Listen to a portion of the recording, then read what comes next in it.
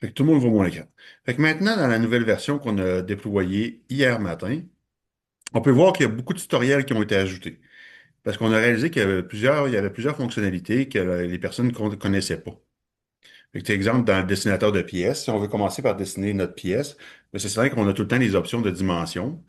Fait exemple, si je change ma dimension, on peut toujours y aller directement avec le Enter, puis ça va par défaut par la droite, mais on peut aller par la gauche. Toute l'explication est dans le tutoriel. Vraiment comment bien éditer une pièce. On est capable de venir modifier notre pièce, les tirer du sens qu'on veut. On peut recentrer notre caméra. Après ça, le zoom devient centré directement dedans. Si on veut masquer le tutoriel, par défaut, il y a certains tutoriels qui apparaissent déjà là par défaut. C'est qu'on peut faire le X. Si vous avez bien compris comment ça fonctionne, vous pouvez faire ne plus afficher. Vous pouvez les réactiver par la suite par le menu des tutoriels, mais si vous voulez garder actif, vous pouvez faire le X ou ne plus afficher, puis par la suite, dans le menu tutoriel global, vous pouvez aller les réactiver si vous en avez besoin. Fait que le tutoriel va vraiment venir expliquer exactement qu'est-ce qu'on veut avoir. On a la hauteur des plafonds, qui est encore là. Si tout le monde, si il y a certaines personnes qui ne l'avaient pas vu, ben on a la hauteur de plafond. Là, qu'est-ce qu'on va faire? On va reproduire un petit design. J'ai mon petit plan à côté de moi déjà que je me suis fait, pour qu'on ça aille bien, qu'on repose un petit design assez moderne, une petite cuisine moderne, puis qu'on se rende jusqu'à la fin, être capable de faire notre îlot péninsule, placer nos portes, voir les objets importés, placer nos caissons, les duplications de caissons, le groupage de caissons, etc. Fait que là, je vais commencer par placer mon îlot péninsule. Et je vais venir placer un mur ici directement. Je vais venir le mettre à 96. Je vais faire clic droit. On va s'en venir. On va mettre l'épaisseur à 0.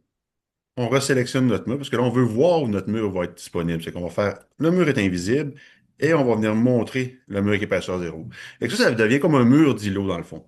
Et que ça permet d'avoir un mur dans notre salle qui nous permet de placer des caissons, mais vraiment que sur les élévations vont être parfaites. Au lieu que des fois, les îlots, si on fait des îlots à plusieurs faces et qu'on vient mettre des, plusieurs questions un petit peu spéciales. Si on le fait juste les grouper, des fois, ça peut arriver que les vues sur les îlots qui sont auto-générées soient pas parfaites.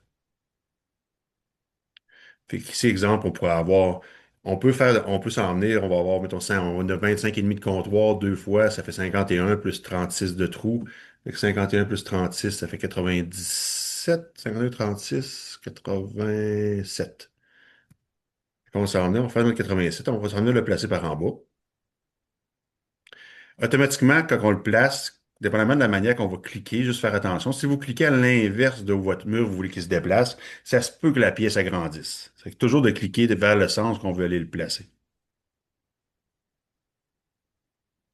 Fait que si on s'en vient ici après, je vais tomber sur le 3D.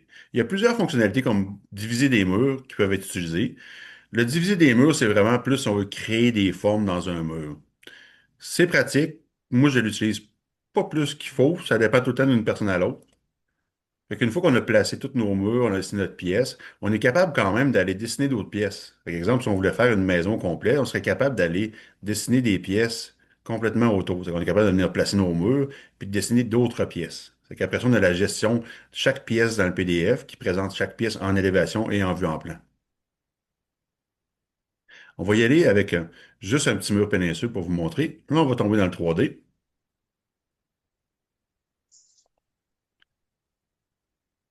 Fait que là, on s'en va. Fait que maintenant, on est capable de voir.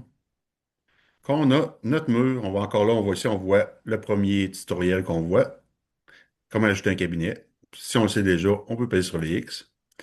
Fait que la première chose, moi, que je propose tout le temps, c'est d'aller sélectionner nos couleurs. Et que si on s'en vient dans la sélection globale, encore là, on a des tutoriels sur chaque bouton presque maintenant. On va aller dans la sélection globale. On va s'en venir dans nos portes. Là, la version que vous voyez ici, que je vous présente, c'est la version de base, qui est la version avec le nouveau forfait qu'on va vous présenter. Les fournisseurs, c'est sélection par client. Fait que dépendamment si c'est des fournisseurs que vous voulez utiliser, parce que je vois que c'est plus des clients du Québec, c'est que vous allez connaître les fournisseurs qui sont ici. Fait que c'est dépendamment des fournisseurs, si vous en avez plus, on a mis ceux-là par défaut, mais on peut en ajouter autant qu'on veut. Ils sont déjà là, c'est juste qu'on en a masqué quelques-uns de base. C'est dans notre version qu'on utilise pour nos tests. Maintenant, excusez-moi. Maintenant, chaque menu qu'on ouvre a un mode recherche. Par exemple, je vais avoir une couleur de porte qui va être dans les K60. Je vais faire K6 Enter. Fait que maintenant, ça vient me montrer dans chaque fournisseur lesquels sont disponibles dans les K60. Fait que si je viens chercher une porte slab, autant dans le horizontal ou vertical, je peux venir choisir une couleur, exemple K65. Et en faisant le marteau, ça vient sélectionner mon extérieur, mon coup de pied, le fini extérieur intérieur reste à être sélectionné. Je vais venir sélectionner le blanc et faire le marteau. Si on sait qu'on va avoir besoin de OG et fascia, quand on parle de OG, si c'est une moulure plate qu'on met dans le haut de nos caissons, on va venir les sélectionner. Fait que si on s'en vient ici, exemple, je veux une OG, par défaut, automatiquement, la OG qui est droite est déjà sélectionnée dans la même couleur nos portes et notre couleur extérieure. Fait que, exemple, si j'en veux une de 3 pouces, je vais venir mettre 3. On pèse sur Enter. On vient faire le marteau. On va venir faire la même chose pour le fascia. C'est que là, on se dit, j'ai laissé mes murs à 96 pouces. Je veux avoir un fascia de 6 pouces, une OG flat de 3 pouces. Je vais venir faire ici. Il est déjà à 6 pouces. J'ai mis l'autre à 3 pouces. La OG est tout le temps la dernière moulure qui s'applique en haut du fascia. On va venir sélectionner des poignées. On peut venir s'emmener dans nos poignées. La banque de poignées qu'on a en ce moment est une banque quand même très générique. Ça permet quand même de faire des beaux designs. C'est certain que ça ne répond pas à tous, mais on peut avoir des modèles qui sont quand même très communs, qui reviennent souvent, quand on est capable de faire ce qu'on veut. On va sélectionner notre anthrax, notre centre en centre, notre fini qu'on veut avoir. Même chose pour les poignées de tiroir. Si on veut avoir une poignée différente de nos portes, et on va aller chercher notre comptoir. Même chose dans les comptoirs maintenant, le tri des textures a été changé. C'est-à-dire que si on sait que, par exemple, on va aller chercher une texture Constantino, si on connaît le nom, parce que tu vois, il y a des noms qui sont quand même communs vraiment d'un fournisseur de comptoir à l'autre, on peut la rechercher ou sinon on peut aller chercher directement avec le menu déroulant à droite. Fait que moi, dans ce cas-ci, par exemple, je vais venir prendre un ET noir. Et une fois qu'on a fini, on peut venir cliquer sur les X. Si on a plusieurs couleurs dans notre salle, on va venir sélectionner, on va venir créer directement au départ nos globales. Si on sait qu'on va vouloir offrir plusieurs couleurs, on vient créer nos globales au départ. Comme ça, une fois qu'on ajoute nos cabinets, on est capable de changer le global tout de suite sans avoir vraiment à aller jouer dans le cabinet direct pour être capable de changer nos couleurs. Une fois que ça c'est fait, on va s'en venir peser sur les X. Normalement, quand on fait une prise de mesure, c'est simple, tout dépendamment des designers, ils peuvent prendre des prises de mesure euh, pas complètes ou complètes, ça dépend comment les compagnies fonctionnent. Et que on placerait normalement les fenêtres et les portes. Et quand on va venir dans le design pièce, on va venir se chercher, sélectionner une fenêtre. Encore là, comme à mesure que vous voyez que je me déplace, on voit les tutoriels. Je vais prendre une fenêtre 3 sections. Je vais la mettre dans ce cas-ci à 84 de large. La hauteur, je ne la changerai pas. On peut changer les contours de moulure. Ici en bas, on a la moulure droite puis la moulure coloniale. Moi, je vais prendre la moulure droite. On clique sur le marteau, on clique sur notre mur. Là, c'est certain que si on veut s'en venir et sélectionner notre fenêtre à une position fixe. Les fenêtres, la dimension qu'on rentre est toujours la dimension sans la moulure d'extérieur. Fait que c'est certain que là, en ce moment, il n'y a pas d'option de changer l'épaisseur de la moulure. Mais si vous voulez la positionner, exemple, par rapport au coin, une bonne précision, par défaut, c'est un 3 pouces qui est autour. Fait que moi, je viens toujours activer le afficher dimension, oui ou non. Automatiquement, si je viens cliquer après ça sur la dimension et que je viens faire 3, mais je sais que la moulure va se retrouver directement au coin de mon mur. Fait qu'on est capable de voir que notre fenêtre est placée au coin du mur. S'il y en a qui ont des questions au travers, peut-être juste lever la main. Des fois, si, il y a des petites explications que je vais trop vite, n'hésitez pas à le dire. Je ne veux pas aller trop vite pour toutes les personnes. Là, maintenant, exemple, si on avait une porte ici, par défaut, dans Symétrique, on a plein de portes qui sont là génériques. C'est qu'on est capable de voir nos portes génériques qui sont là. Si vous voulez avoir des portes plus fancy, un petit peu plus belles, qui vont être vraiment plus belles dans un design, mais si, exemple, je viens faire le X, je vais venir me mettre une ouverture. Je vais dire que l'ouverture, la largeur, exemple, elle a 32. Je vais la mettre à 84 de haut, dépendamment de la hauteur de vos portes ou de votre ouverture de porte que vous voulez mettre. Je vais venir cliquer sur le marteau. Je vais la placer sur le mur à une distance quelconque. Et ici, après, si on s'en vient, puis on veut la placer directement à l'endroit qu'on veut. Tu sais, on a dit qu'on avait 25,5. Je vais juste prendre ma calculatrice pour le calculer. Ça sera pas long. Je vais juste ouvrir ma calculatrice. Fait que si on s'en vient, on a dit qu'on avait 25,5, 25,5 plus 25,5 plus 36. C'est qu'on aurait un trou de 36 entre les deux pour le 87.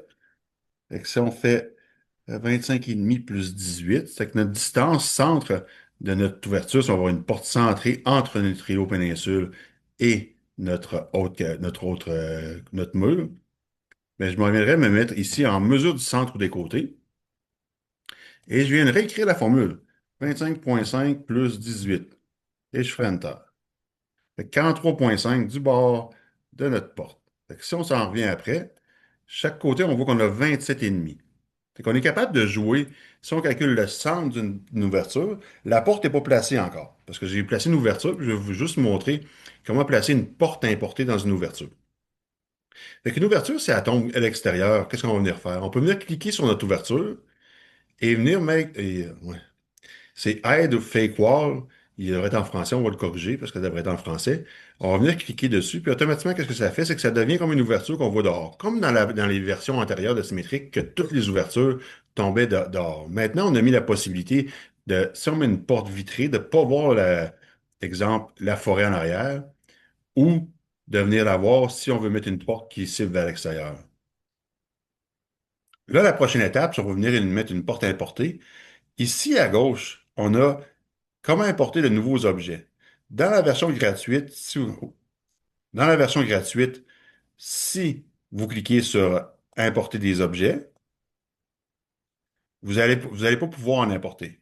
Tandis que dans la version, le premier forfait, vous pouvez importer des OBJ et des FBX. Ça, c'est des fichiers qui sont quand même très communs sur Internet. Si vous recherchez une chaise, un divan, un escalier, et vous allez sur des sites qui sont gratuits, vous êtes capable de trouver quand même des très beaux modèles. C'est pour ça que tous les modèles qui sont directement dans la version gratuite de base, qu'on vient retrouver, mais c'est tous des modèles qui s'importent quand même très bien et qu'on peut retrouver gratuitement sur Internet.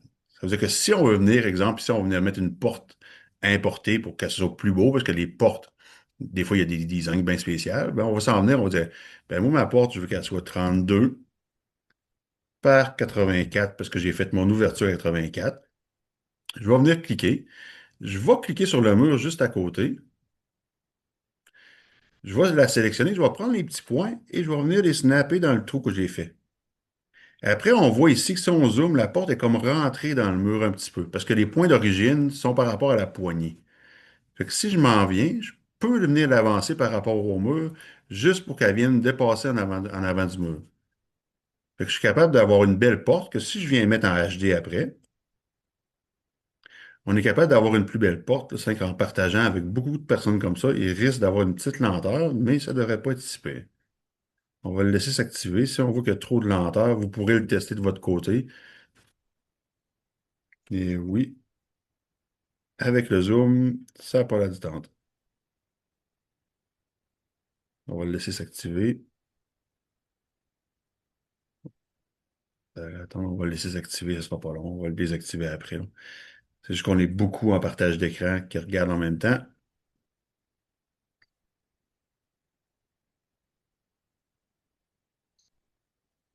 Ça, c'est la problématique des partages. Fait que maintenant, on est capable de voir qu'on a une belle porte, là. Ça a été à flasher parce que je l'ai désactivé trop vite parce que je voulais pas retarder trop de choses.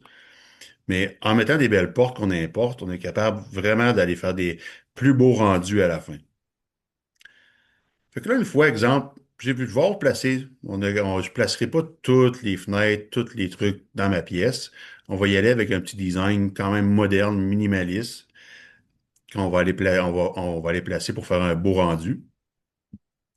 Fait qu'une fois on a tout sélectionné nos globales, on a placé nos portes, nos fenêtres, on serait rendu au point soit de changer notre texture de plancher, tout dépendamment si on veut la changer tout de suite.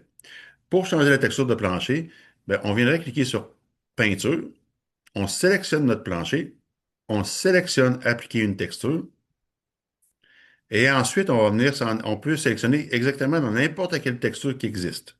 Moi, je vais aller dans les textures symétriques parce que je vais avoir de la céramique, puis ceux qui sont là, c'est dans symétrique. Je vais me déplacer d'une page à l'autre. Je vais venir prendre une que je suis habitué. C'est certain que d'une personne à l'autre, on s'habitue à utiliser des textures qu'on aime. Fait que, tu sais, c'est certain que dépendamment de si vous êtes designer ou autre chose, vous allez vous habituer avec certaines petites tendances. Chaque designer a ses tendances, chaque vendeur a ses tendances.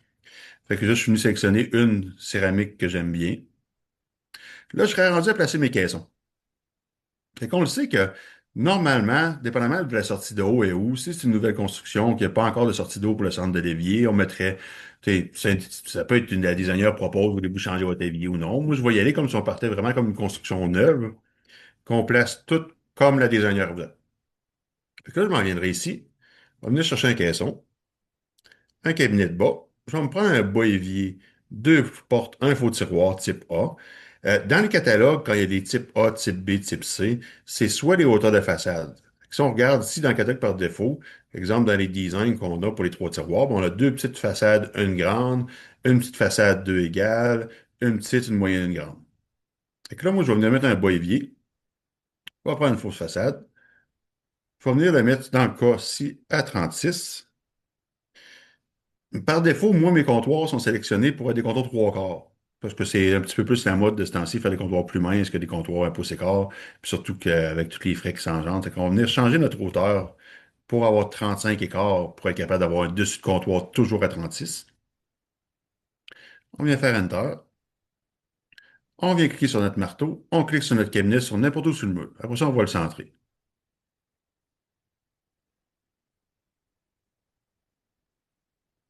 On se réveille un petit peu. Bien.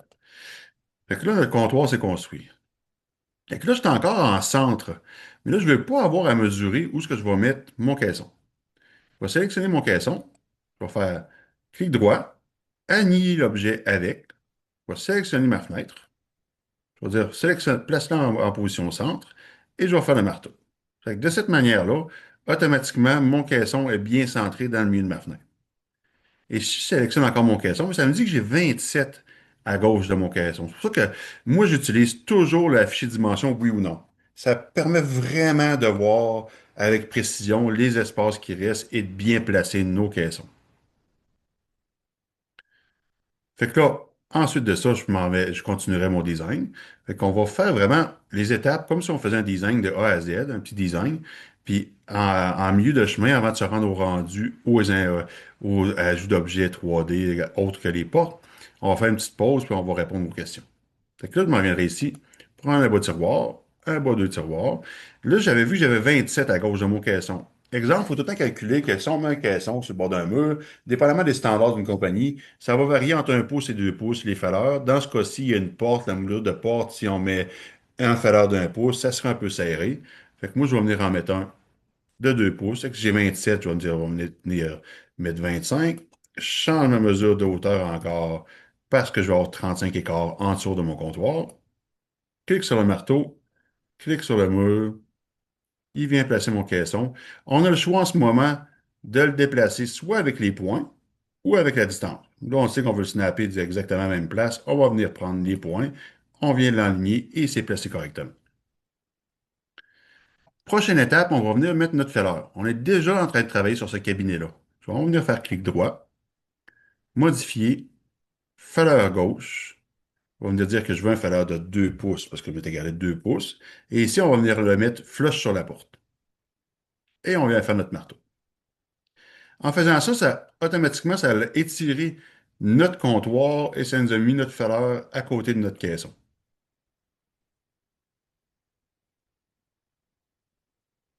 Une petite seconde, parce que je m'enligne sur mes petits papiers. Bon, fait qu'après ça, là, on pourrait venir mettre notre évier. Fait que les éviers, on clique sur plomberie. Vous allez voir que maintenant, les menus ont tous changé. Avant, on avait les barres qui étiraient. Maintenant, les menus sont rendus qui ouvrent, qui permettent que si on a cliqué sur une option, on se dit, ah non, mais c'est pas l'évier que je voulais mettre, c'est autre chose. On est capable directement de changer. Autant dans tous les électros, on est capable de changer. Au lieu de tout le temps retourner dans le menu à gauche, on est capable directement de changer dans le menu principal. Et tout ce qui est électro, à part les laveuses sécheuses et les celliers, le reste, c'est tous des nouveaux électros qui sont plus en HD, que c'est des vrais 3D et c'est plus des images collées sur une boîte carrée. Fait que là, on va venir mettre notre évier. On va dire un intérieur double. On va dire que, par exemple, j'en veux un qui a 34. Normalement, il faut suivre les specs. Là, en ce moment, j'ai pas de spec dévié. Ça veut dire que si vous avez des specs, ça serait bien d'ajouter des specs et de les sélectionner. Et que là, je viens de faire un évier de 34. Je vais faire OK. Sélectionner la couleur. Si j'en veux un stainless, on peut venir sélectionner un gris. C'est ça que la couleur, un gris métal, si on veut l'avoir un style de stainless, on va venir faire appliquer. Par la suite, quand on va venir appliquer le robinet, il va garder la sélection qu'on vient de faire. Fait qu'on va venir cliquer sur le marteau, on sélectionne notre caisson, et maintenant notre évier est venu automatiquement se placer dans le centre. On va venir faire la même chose pour notre robinetterie. On peut venir sélectionner un robinet qu'on aime. Il y a quelques modèles. Dans le futur, on risque d'en avoir plus, mais encore là, vous pourriez en importer un modèle avec les nouveaux objets et venir les placer par la suite, n'importe quel modèle que vous trouvez. Là, en ce moment, les dimensions ne pourront être échangées. On a déjà la sélection de couleurs de notre évier qui s'est gardée. On vient cliquer sur notre marteau, on sélectionne notre caisson et il est venu placer notre évier. Pas obligé de travailler en HD. Il y en a qui travaillent souvent beaucoup en HD. Le HD, on garde ça pour la fin. Puis là, on va continuer notre lignée de caissons. Fait qu'on va s'en venir. On va mettre une poubelle à droite de notre cabinet évier. On va prendre un bas poubelle. Exemple, un bas poubelle Euro 23,58. On va venir changer notre hauteur sans pour pas oublier. On peut quand même la changer par la suite. On va le montrer après. On va venir cliquer. On place notre caisson. On prend notre caisson. On peut le déplacer soit avec les dimensions ou venir le snapper. Suite à ça, on va venir mettre un lave-vaisselle.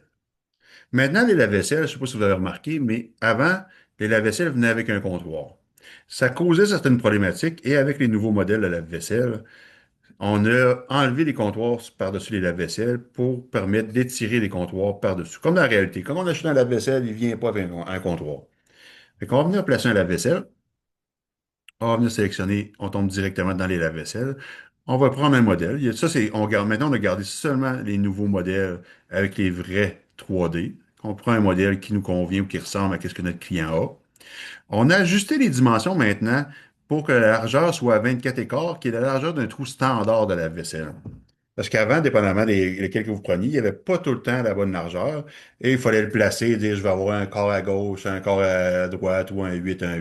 Fait qu'on a décidé de les mettre à 24 écarts directement afin de permettre de que notre lave-vaisselle prenne le trou exact et qu'on n'ait pas à jouer avec les dimensions de chaque côté. Parce que, tu sais, en bout de ligne, c'est un design qu'on veut présenter.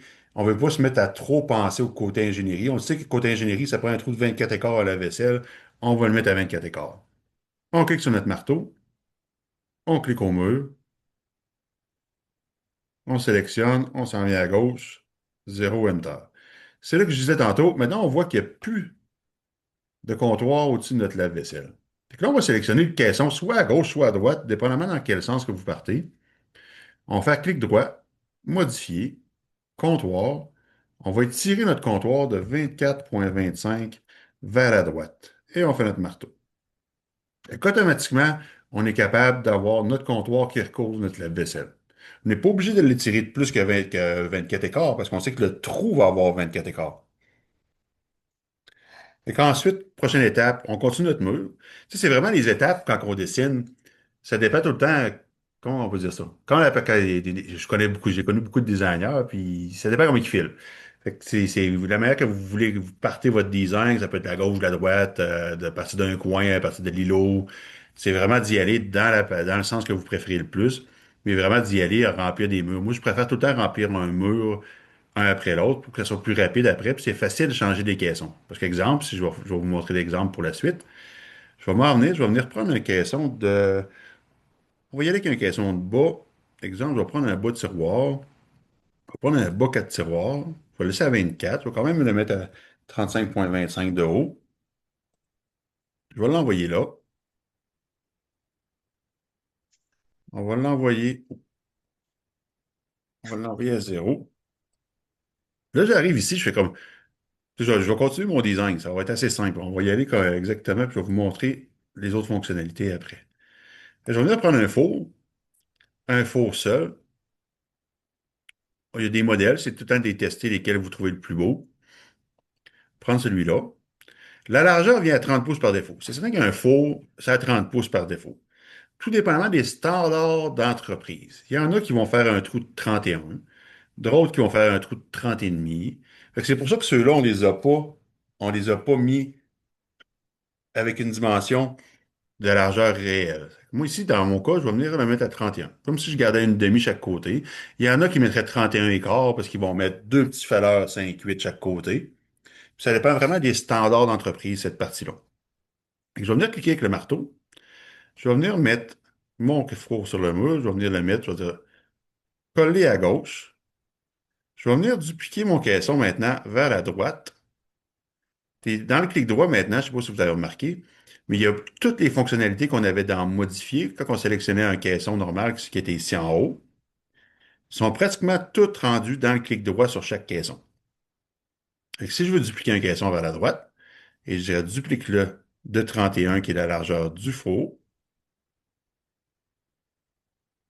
Puis là, après, je me dis, ah, ben mes caissons, c'est pas celle-là que j'aimerais avoir. J'aimerais ça avoir des trois tiroirs à la place. Bon, on va venir faire clic droit. On va venir faire changer de modèle. On va venir prendre le trois tiroirs type A. Les dimensions qu'on a déjà entrées restent pareilles. Si on avait mis des côtés finis, si on avait mis un retour de coup de pied, tout ce qu'on avait déjà appliqué sur le caisson original vont se transférer. On vient cliquer sur notre marteau et il vient remplacer notre caisson. Fait qu'on est capable pour ça de dire, OK, je vais faire la même chose pour celui-là. Je pourrais le supprimer puis le dupliquer ou juste faire changer de modèle encore puis aller sélectionner l'autre puis juste m'en venir faire le marteau. Fait qu'on est capable de remplacer nos caissons. C'est que dans un design, dans n'importe quel design que vous allez faire, vous êtes capable de remplacer le caisson par un autre modèle. Il tombe toujours dans la même collection par défaut. Fait que quand on vient faire changer de modèle, ben c'est simple, si c'est un bas, vous ne pourrez pas changer un bas pour un bas coin. Par défaut, c'est bloqué. Ça va juste tomber dans les bas et ça tombe dans la même section par défaut. Mais vous pouvez quand même changer pour un bas porte, pour un bas évier, pour n'importe quoi. Mais par défaut, ça tombe tout le temps à la sélection que vous avez déjà fait pour vous permettre de peut-être le changer juste pour un type B, type C, etc. Est-ce que là, ça va bien? Pas de questions?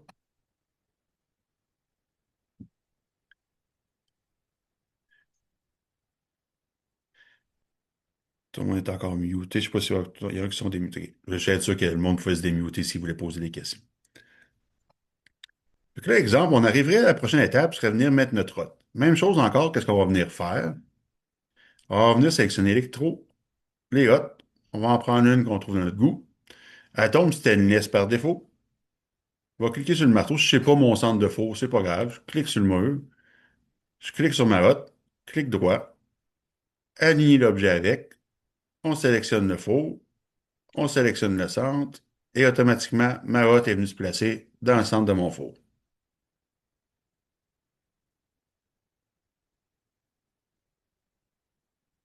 Maintenant, on va voir, c'est vraiment, c'est un petit design que j'ai pris sur Pinterest, je me pratique souvent avec des designs de même pour reproduire, pour être sûr que ça se ressemble. Fait que là, je serais rendu, exemple, à mettre un frigo au bout à droite. Fait qu'on va vraiment y aller avec une cuisine, comme j'ai dit tantôt, moderne, minimaliste, pas de cabinet de haut, parce qu'il y a beaucoup de tiroirs. Fait que même dans l'îlot, le micro-ondes va se retrouver dans l'îlot. Fait que là, ici, je vais m'en venir, je vais sélectionner mes panneaux. Je vais venir prendre un panneau de bout, garde-manger vertical. Je vais changer ma hauteur pour mettre à 90. La profondeur. La profondeur, normalement, d'un panneau de frigo devrait tout le temps être la profondeur d'un comptoir. Parce que sinon, on ouvre notre porte de frigo, ça vient cogner sur le comptoir, puis souvent, les frigos, c'est jamais la profondeur d'un comptoir. Ça veut dire que des cabinets, ça veut dire que si on le met à 25,5, encore là, ça se peut que le frigo dépasse, on voit les deux côtés noirs du frigo. Fait que c'est tout le temps de voir par rapport au spec du frigo, c'est quoi la profondeur avant-porte de notre frigo. Fait que ici, on pourrait venir dire que dans ce cas-ci, je vais quand même mettre 25,5 parce que je n'ai pas de spécification. Mais si vous êtes sur place, le client a déjà son frigo, on prend notre galon, on mesure le côté, juste pour mettre la profondeur des côtés de frigo égale à la profondeur du frigo sans porte. On clique sur notre marteau, on va sélectionner notre caisson, puis on va dire viens l'appliquer à droite et on va le positionner.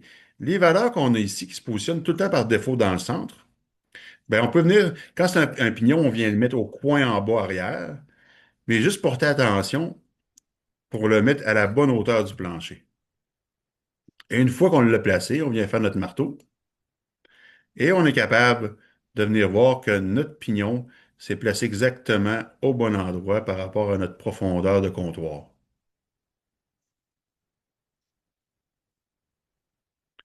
Là, maintenant, on serait rendu à notre frigo. Fait que c'est simple pour le frigo. Encore là, on parle toujours des spécifications parce que c'est important que le trou de frigo, on a le choix de faire un trou par défaut à 37, à 36 et c'est 8, tout dépendamment si c'est un frigo, mais c'est tout le temps mieux de vérifier les specs du frigo ou le mesurer si votre client l'a déjà. Et prendre un frigo qui look bien ou qui ressemble à ce qu'il y a. Ici, on voit que par défaut, lui, est 35 et c'est 8. Ça veut dire que si on voudrait avoir un frigo à un trou de 37, ben on mettrait 36. T'sais, dans ce cas-ci, on peut le mettre à 37 aussi. C'est vraiment, les espacements à chaque côté des électrodes, c'est de votre guise. C'est pour ça que tantôt, j'ai mis le lave-vaisselle à 24 écarts, le four à 31. Ici, on pourrait dire, ben, j'ai un frigo de 36, je vais prendre un trou de 37 parce que pour la ventilation et l'aération de la chaleur, ça prend au minimum une demi chaque côté et un 2 pouces au-dessus. On irait comme 70 par 37, ça serait le trou de frigo que je veux avoir. Et de toute façon, le dessous d'un cabinet de haut de frigo, ben ils vont tout le temps mettre une bande de moulure en dessous par défaut pour avoir un minimum 72. Il y a des frigos qui sont plus hauts. OK, il y a des frigos qui vont avoir 71 et quelques. C'est que si on fait tout le temps un trou de 72 de haut, on s'assure que si la personne a un plus petit frigo, exemple un 69 ou un 71 et quelques, ben ça va tout le temps fonctionner que si quelqu'un rachète la maison, elle n'aura pas besoin de refaire ce cabinet de haut frigo pour sa cuisine. Si, vu que le trou est déjà prêt, ils vont enlever juste la petite moulure qui est déjà posée là puis ça va venir fitter. Donc, on vient cliquer sur notre marteau, on clique, on sélectionne notre frigo, on va venir faire 0 à partir de la gauche. On va prendre notre pignon de haut, clic droit, on va le dupliquer, pas besoin d'aller le rechercher, on le duplique. On sait qu'on a un trou de 37. On dit, mets la 37 à droite, mets la 37 à droite. Après, je vais aller me chercher un autre frigo. On va aller dans le cabinet de haut, les hauts réfrigérateurs. Ici, on a plusieurs modèles. Un haut, une porte, porte-levante. Moi, je vais prendre une porte-levante. On va le mettre déjà à notre 37. La hauteur B, vu qu'on a 90 de haut de pignon, normalement, on aurait 72 pour avoir toujours notre 72 en dessous de notre garde-manger, de notre frigo, au-dessus, ben, en dessous du haut frigo. Pour la profondeur, ça dépend des standards de compagnie encore. Parce que là, on a mis 25,5 de pignon. Il y en a des compagnies qui vont laisser un gap en arrière des hauts frigos pour permettre l'aération de la chaleur du frigo. Fait que sinon, il y en a d'autres qui le mettent flush en profondeur. C'est ici, exemple, pour avoir 25,5, je vais mettre 24 3 quarts. Je vais peser sur Enter, parce que tu es tout le temps sans porte. Fait que si on a des portes de 3 quarts, ou 5,8 avec les bumpers d'un 8, bien, si on a une question de 24 3 quarts, on rajoute 3 quarts à cause des bumpers, bien, ça va faire 25,5 qui va être égal à notre profondeur de pignon. Dans symétrique, toutes les portes par défaut sont à 3 quarts. Voilà, j'ai mis trop, celle-là. C'est mon erreur. Pas grave. On va aller le remettre à 18. Voilà. Fait que là, on va les tirer vers en dessous. On va sélectionner. À partir de la gauche, on va dire qu'on a 0.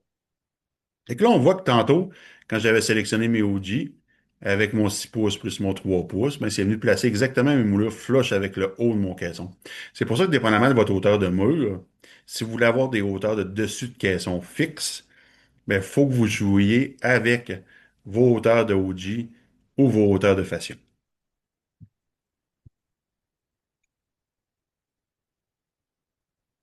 Fait que là, on aurait fini ce coin de mur. Fait que ça, j'aurais fait comme un petit coin de mur, quand même assez simple. La prochaine étape va être d'aller vers vers l'îlot. Fait que je ne sais pas s'il y en a qui ont des questions, combien quand personne qui a des questions, ça va bien. Oui, moi j'aurais une question pour l'épaisseur des portes, dans le fond, là, c'est trois quarts plus de bumper Ben, c'est que que, en ce que- moment, par défaut, il n'y a pas de calcul de bumper. C'est que la porte est tout le temps OK. trois quarts. Ça veut dire que si toi, tu fabriques, exemple, tu achètes des portes trois quarts ou tu fabriques avec des caissons 5/8, mais en même temps que tu arrives avec des portes 5/8, ben, tu calcules ta profondeur de caisson plus trois quarts. Parce que nous, dans Symétrique, en ce moment, il n'y a pas l'espacement du bumper encore. Fait que c'est tout le temps comme si c'était un trois quarts. C'est que si tu as des portes trois quarts, il faut que tu additionnes 7/8 et non pas trois quarts. Parfait, merci.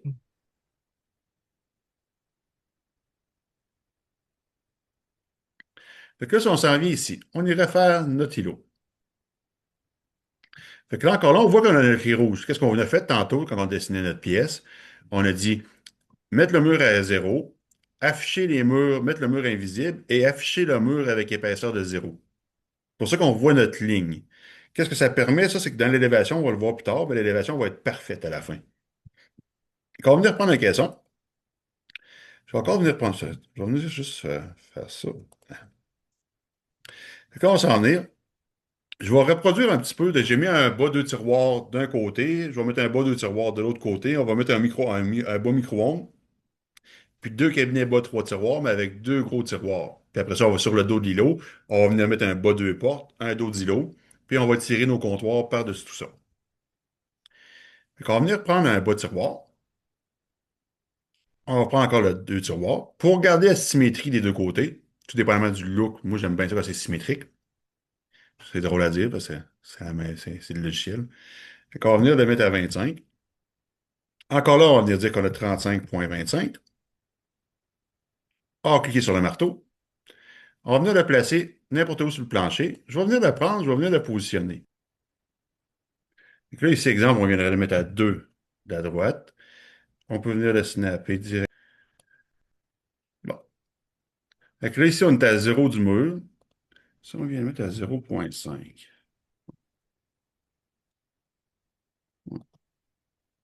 Fait qu'on va se le déplacer comme ça.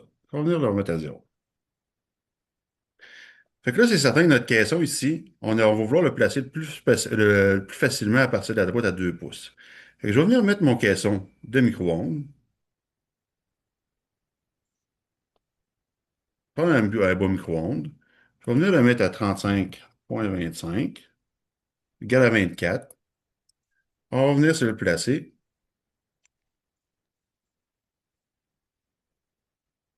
On va venir se snapper sur notre mur.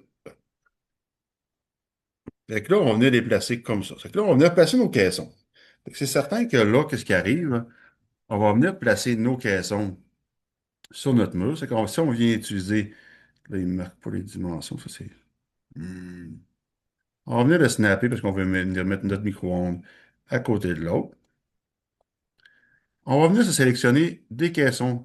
Si on avait un mur de 96, c'est-à-dire que normalement, si on regarde, j'avais calculé mes dimensions juste avant, fait qu'on aurait mur de 96, fêleur de 2 pouces à droite, deux caissons de 22,5 et un caisson de 24. Ça veut dire que je m'en viendrai ici à droite, je viendrai prendre encore mon caisson, je viendrai prendre des bas de tiroir. Dans ce cas-ci, je voulais avoir deux grands, un petit, je prendrais celui-là. On aurait 22,5 par 35,25. Je clique sur le marteau. Je vais venir sélectionner mon caisson. Je vais venir le dire de le mettre à gauche. Et je vais juste changer l'élévation pour le mettre à zéro. Et on va venir cliquer sur le marteau. Fait que là, automatiquement, mon caisson s'est placé au bon endroit. On est capable de voir que le caisson s'est placé au bon endroit. C'est-à-dire que si je viens le sélectionner, on est capable d'après ça de venir grouper nos caissons. Fait que je vais dupliquer encore celui-là. Je vais venir faire dupliquer à gauche de zéro. Je vais m'en venir grouper mes caissons. Fait que je vais sélectionner un. Je vais peser sur CTRL. Je vais sélectionner mes caissons un après l'autre. Et je vais venir cliquer en haut sur Grouper. Grouper les objets. Qu'est-ce que ça fait, grouper les objets? C'est que ça permet de les déplacer comme on veut. Fait qu'une fois qu'ils sont groupés, Si on les désélectionne et qu'on le resélectionne, on voit qu'ils sont tous en bleu. Celui qu'on sélectionne, il est en vert et les autres sont tous en bleu. C'est-à-dire que si on s'en vient, on est capable de tous les déplacer et de venir les snapper où on veut. C'est-à-dire si on vient prendre notre caisson ici, on va venir le snapper au bout de notre îlot. Et quand une fois qu'on le déplace ou qu'on est sur le mur, on voit qu'il ne se déplace plus. Fait que ça, automatiquement, ça fait que nos caissons sont groupés. C'est-à-dire que si vous n'avez pas fait de mur péninsule au plancher, ben, vous êtes capable quand même de déplacer votre îlot. Ça va faire des élévations quand même bien, parce que vous êtes capable de déplacer tous vos cabinets automatiquement. Puis ici, je vais m'en venir sur cette caisson-là. On va faire clic droit, modifier, faleur droit. Je vais venir mettre un faleur de 2 pouces à droite, flush porte, et on vient cliquer sur notre marteau. Donc, automatiquement, je suis venu avoir mon faleur, le comptoir s'est étiré. Fait que comme ça, ici, on aurait notre devant d'îlot. Fait que c'est la même chose si on veut venir mettre un micro-ondes directement dans notre bas micro-ondes. On peut venir dans nos électros, on s'en va dans nos micro-ondes, on regarde ceux qui sont encastrés ou un comptoir, dépendamment de ce qu'on veut mettre dedans. On prend un modèle qui nous convient, on vérifie que nos dimensions sont conformes à notre ouverture de trou. On vient cliquer sur le marteau, on sélectionne notre caisson et maintenant on a l'ajout intérieur. Je vais cliquer sur intérieur et je vais venir le mettre vers le devant. Fait que si on vient faire le marteau, après, on voit qu'il n'est pas exactement flush. Fait qu'on va venir le déplacer en le décalant du mur. Fait qu'on peut jouer avec la distance du mur pour s'en aller le placer de la manière qu'on trouve qu'il va être le plus précis. Si on trouve qu'il est trop sorti, bon, on est capable, en cliquant dessus, de venir dire, exemple, moins 2,25, puis on vient le rentrer pour le mettre le plus flush qu'on veut. Et qu'on est capable, après ça aussi, même chose. Si on le sélectionne, puis on veut le grouper pour le déplacement, on va peser sur contrôle, on sélectionne le cabinet en dessous, on va venir dire groupe-le avec le reste. C'est que maintenant, notre micro-ondes va être groupé avec le reste de l'îlot. C'est qu'on est capable de tout déplacer en même temps ou de déplacer notre mur dans la vue des plans d'éditeur, juste avec l'éditeur 2D. Si on s'en vient dans notre plan pièce, dans notre modifier dimension, on est capable, si on change notre dimension ici, de venir déplacer notre îlot, dépendamment si on veut le placer à une distance différente. Oh, Pascal qui a levé sa main. Pas-tu de Ouais. demi ou pas? Je veux savoir si une fois que c'est groupé, je peux changer pareil mon modèle de caisson facilement. Ouais, quand tu sélectionnes un caisson, si tu fais clic droit, tu as toujours le changer de modèle. Parfait. Merci. Le groupé sert vraiment juste. Si vous n'avez pas fait de mur îlot, vous avez un îlot dans le milieu de votre pièce, que vous bâtissez un gros îlot, puis vous voulez mieux le positionner par la suite, ben, vous groupez tous vos caissons, vous les positionnez, mais il y a toutes les mêmes fonctionnalités que si vous n'avez pas groupé vos caissons. OK. Merci. Fait que là, prochaine étape, je viendrai mettre un caisson, deux portes, un petit caisson, deux portes, juste pour faire un derrière d'îlot. Et je vais venir prendre un bas porte, bas deux portes. Lui, en largeur, exemple, on va le mettre à 30, 35,25, 35,25. Et la profondeur, je le mettrai à 13 comme un cabinet de haut pour faire un petit derrière d'îlot. On clique sur le marteau. On va venir sélectionner le caisson. On va venir le mettre à l'arrière. On va le positionner au coin à gauche. Et on va venir dire que par rapport au sol, il est à 0. Et on vient faire notre marteau. Fait que là, si on s'en vient, on voit que lui aussi, il n'y a pas de faleur. J'avais-tu pas changé ma hauteur? Non, 35 écarts, c'est correct. Fait que là, ici, je vais venir dire, je veux mettre un faleur à gauche.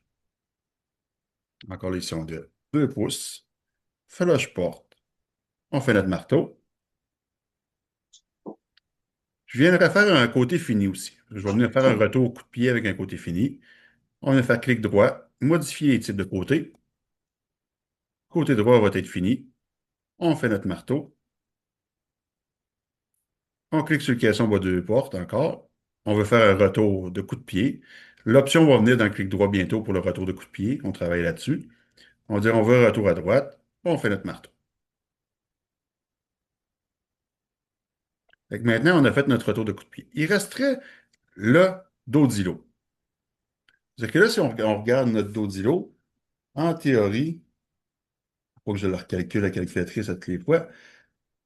Fait que là, on a dit qu'on avait 96 pouces. On a 94 de caisson. On a un caisson on a un 2 pouces de faleur. Fait qu'on aurait un 12 îlots de 64. Fait que je m'emmènerais dans mes armoires. Je vais venir dans 12 îlots. 12 îlots. On va prendre en horizontal parce que vu qu'il y a du grain, les feuilles n'ont pas plus que 48 ou 60 quand dépendamment de c'est quoi les feuilles.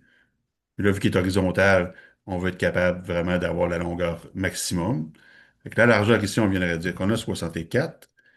La hauteur, 35,25 encore. On clique sur notre marteau. On sélectionne notre caisson.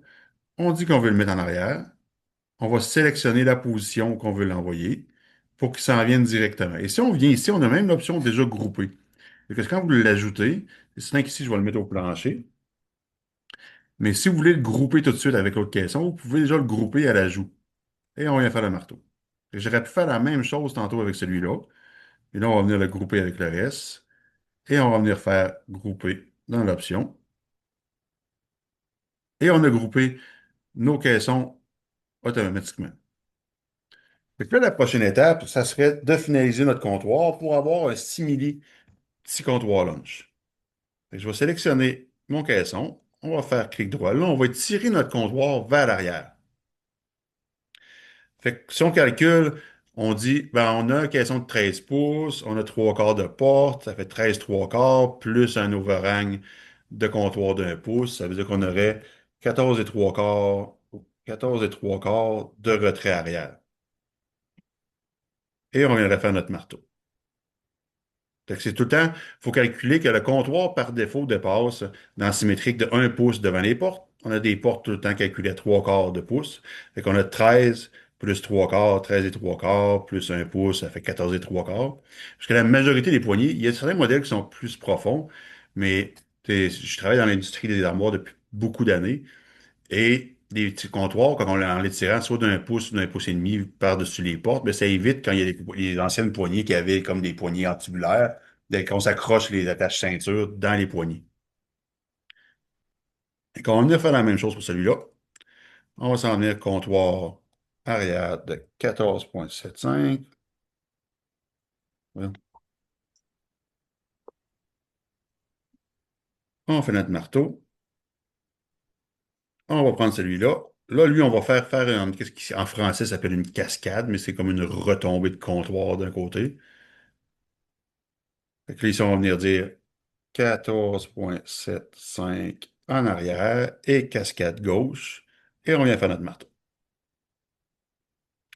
Donc là, maintenant, on a fait notre îlot. Notre îlot est bâti. On a notre section murale qu'on est capable de venir voir. Et on serait rendu à la prochaine étape. Donc, la prochaine étape, une fois qu'on a fait nos plans, on peut soit aller tout de suite à faire la décoration ou commencer par faire nos annotations et rajouter des mesures sur les plans 2D. Parce que souvent, si on s'en vient ici, plan pièce, dans le 2D, on tombe dans le plan 2D. Je vais venir cliquer sur le R0 vu que j'ai juste une pièce. Ici, je me retrouve à avoir mes murs. Ça veut dire que qu'est-ce qu'on peut venir faire? C'est vraiment, si je clique sur le W3, je tombe sur cette élévation-là. Par exemple, j'ai des annotations. Pour dire, je veux que ça, ici, c'est une poubelle Eurocargo. On va mettre un HK top dans notre caisson au-dessus de frigo. Fait qu'on va venir cliquer sur la guille en haut à droite pour tomber dans le mode édition. À droite, on a des options. Créer une annotation ou créer une cotation. Fait que là, je voudrais coter ma rangée complète de caissons. Fait que je vais m'en venir, créer ma cotation. Je vais venir m'accrocher à gauche complètement. Je vais venir m'accrocher à droite complètement. Et après ça, je peux me déplacer. Ah, je n'ai pas snappé, attends un petit peu. Là, on va venir se déplacer pour se snapper exactement où on veut. Et après ça, on peut prendre notre cotation et la déplacer de la manière qu'on veut. Comme ça, on est capable vraiment de rajouter des cotations. Par exemple, même l'élévation du dessous de frigo, on pourrait aller la prendre, se rajouter notre cotation, on s'accroche au plancher n'importe où. On s'en vient en dessous de notre haut de frigo, on vient s'accrocher, puis on vient de créer une nouvelle cotation. Donc, on est capable d'ajouter nos cotations manuelles. On va venir créer une annotation. Toutes ces annotations qu'on crée, c'est sauvegardé dans le dessin. C'est quand vous rouvrez votre dessin après la sauvegarde, c'est sauvegardé. Vous pouvez les modifier par la suite. Et ici, on vient déplacer on vient déplacer le point, exemple, pour montrer que c'est une poubelle Eurocargo. On va prendre notre annotation et venir la placer sur notre caisson. On va venir cliquer dedans et écrire Eurocargo. Moi, je suis un fanatique des lettres majuscules. C'est pour ça que je les ai mis en lettres majuscules. On va venir en rajouter un autre pour le HKTA.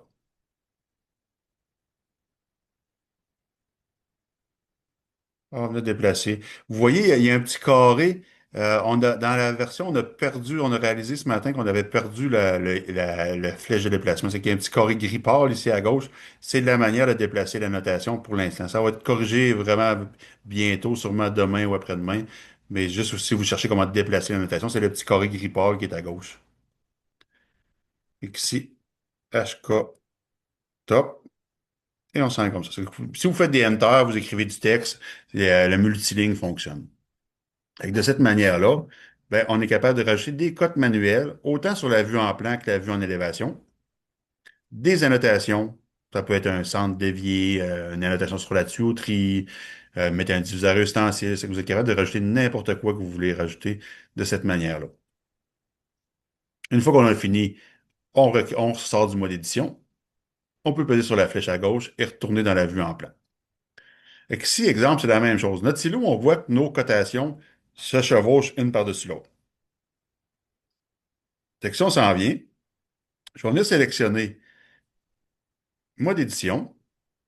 Si je clique ici sur le crayon, en haut, on a des fonctionnalités inverser la direction de la ligne. Ça, qu'est-ce que ça fait? C'est que ça ramène les cotes devant le mur. Fait que ça, c'est vraiment pratique quand il y a des cotes qui se superposent. Ça permet de les ramener pour ramener vos cotations plus précises. Ici, on voit que je n'avais pas laissé à gauche un pouce trois quarts. Il n'est pas bien snappé exactement. Puis il y a un petit espace. C'est pour ça que j'ai un quart ici. Fait qu'on est capable de déplacer nos cotations. Puis encore, si on vient cliquer dessus, on refait le même exercice. On est capable d'enlever des objets. Fait que s'il y a des objets qu'on ne veut pas qu'ils soient cotés, on est capable de les décocher pour pas qu'ils soient visibles, soit en plan ou en élévation. Vous pouvez faire le décalage initial différent. Par exemple, vous voudriez déplacer la cotation comme le deuxième entre les coupes. Si je m'en viens ici et je dire, je vais avoir juste 6 entre les deux, ben, je suis capable de changer la distance entre les lignes qui se placent. Fait qu'on est vraiment capable de plus adapter nos cotations dépendamment de qu'est-ce que vous voulez faire de cette manière-là. Aussi, quand vous cliquez sur l'élévation, ben, vous avez une belle élévation au lieu que vous êtes capable de voir vos élévations d'îlots directement de cette manière-là. Fait qu'à la fin, vous allez avoir, quand on voit un W1, W2, W3, W6, ben de cette manière-là, quand vous les voyez, ben, vous êtes capable de soit masquer, c'est la même chose. Si je sélectionne ici, puis je m'en viens sur le petit œil, puis je l'enlève. Tous ceux qui ont des yeux fermés ne s'imprimeront pas sur le PDF. Fait que quand il y a des vues qu'on ne veut pas voir, puis qu'on voit, on est capable de venir les masquer ici. Mais on va voir tantôt dans l'éditeur de PDF qu'on a une autre fonctionnalité, qu'on peut aussi supprimer des pages dans l'éditeur de PDF à la fin complètement. On va la laisser ouverte pour la cause et on va retourner dans notre 3D. Fait que jusque-là, est-ce qu'il y a des questions? Ça va bien? S'il n'y a pas de questions, ça va bien aller. Fait que là, on serait rendu à la partie qu'on arrive plus petit visuel. Qu'est-ce qu'on fait pour rendre le visuel plus agréable, pour avoir un meilleur rendu? Fait que c'est certain que dans vos settings, la première chose que vous allez faire dans votre symétrique pour avoir un éclairage plus chaleureux, en haut dans le mode Edit, vous allez mettre le pré-réglage graphique à High. Le mode de mappage des tons va être à Ace. Ça fait que c'est plus un éclairage chaleureux. Par défaut, il vient à neutral. Neutral, c'est un éclairage plus froid. Moi, j'aime mieux le Ace. Essayez les deux, ça se peut que vous aimiez mieux le neutral. Moi, j'aime mieux le Ace. Et il est important que le mode anti-crénelage soit à TA. Et le reste en dessous, tout va s'auto-ajuster. En le mettant à TA, vous allez voir que le reste vient s'ajuster automatiquement. Ça va créer vraiment des plus beaux rendus. Si vous voyez que votre ordinateur en arrache un petit peu plus dans ces setups-là, ben, c'est de venir jouer afin de trouver le meilleur setup qui convient à votre ordinateur. Parce que TA, c'est le rendu le plus élevé qui est possible d'avoir. Ensuite, une fois qu'on l'a conservé, c'est simple, dans la version gratuite, il faudrait que je valide. Peut-être qu'on le fait si vous enregistrez votre adresse, que vous rentrez avec votre adresse courriel à chaque fois, mais ça se peut que vous ayez à chaque design à venir les resélectionner. C'est que si vous voyez qu'ils ne se gardent pas, resélectionnez-les à chaque design. Sinon, dans la version qu'on a connectée avec le cloud, ben, automatiquement, tout ce que vous configurez reste configuré et sauvegardé. Et pour l'éclairage par la suite, on va s'en venir ici dans Lumière. On vient dans Lumière extérieure. Et ici, moi, je viens toujours monter un petit peu cet éclairage-là, juste pour blanchir l'image.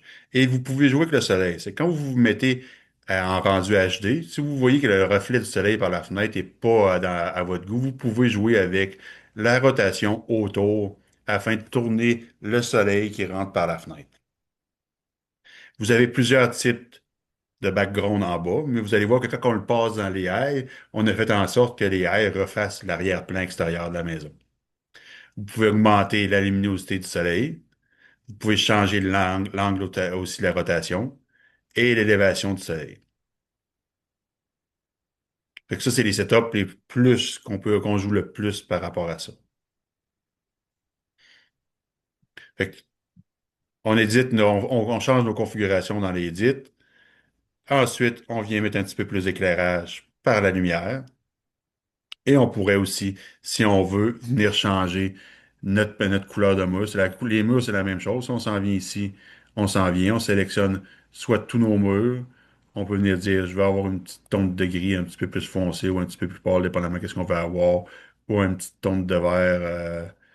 Donc on pourrait, c'est plus beige, hein. Donc, ça, on pourrait se trouver un genre de vert plus beau. Mais on va rester dans les tontes. On va y aller avec un petit gris comme ça. Voilà. Et une fois qu'on a fait nos sélections, c'est certain que, comme j'ai dit tantôt, pour qu'est-ce qui est les objets importés,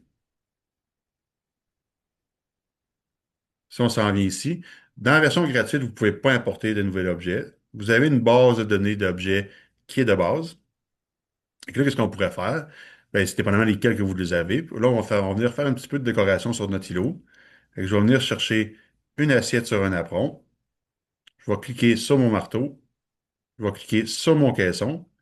Je vais venir dire mets-les sur le dessus.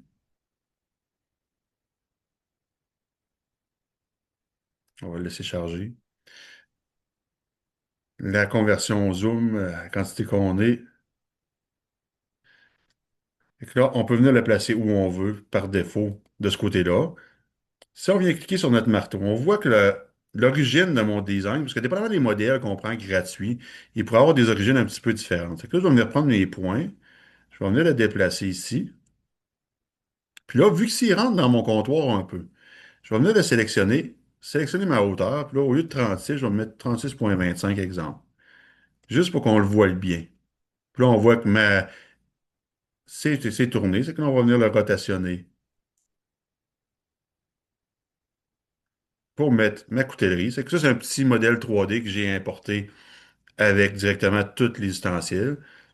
On va venir le prendre, clic droit, on va venir faire dupliquer, on va venir le mettre à gauche. Si on voit qu'en dupliquant, il ne se duplique pas du bon bord, ça se pourrait arriver.